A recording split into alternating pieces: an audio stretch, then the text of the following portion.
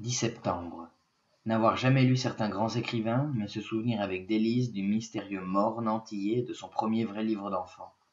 Avoir été amoureuse du capitaine Charles-André Julien Brun, qui dirigeait l'orchestre des chorales des lycées de Paris lors de la distribution des prix du concours général à la Sorbonne entre 1946 et 1950.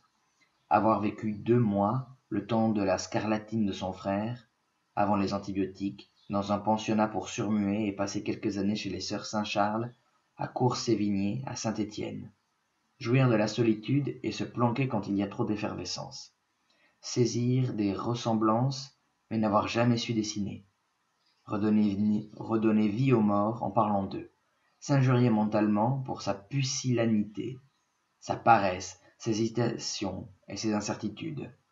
Son manque d'esprit de suite, sa susceptibilité, sa lenteur, sa gourmandise, sa tendance à reporter au lendemain, sa peur de déranger et bien d'autres défauts encore. Avoir percuté sur l'adjectif suspicieux employé par un ami pour expliquer la fin douloureuse de ses expériences affectives et s'être demandé comment vivre sans confiance.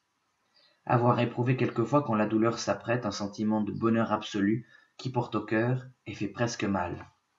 Connaître quelqu'un de si indifférent au quotidien qu'il doit regarder par la fenêtre si on lui demande au téléphone s'il fait beau ou s'il pleut.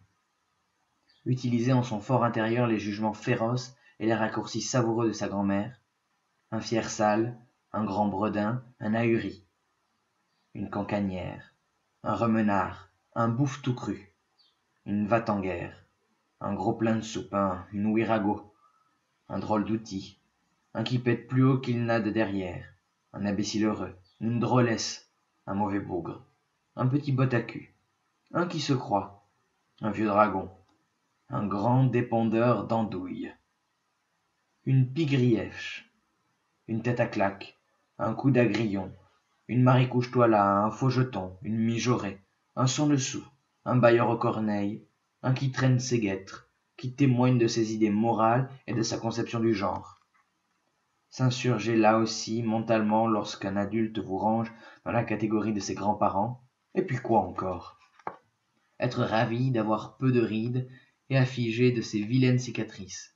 Admirer les nouveau-nés, leurs mains minuscules, leurs yeux ronds et leurs bouches bien formées. Tous ces lieux par lesquels vous passez le savoir et l'amour.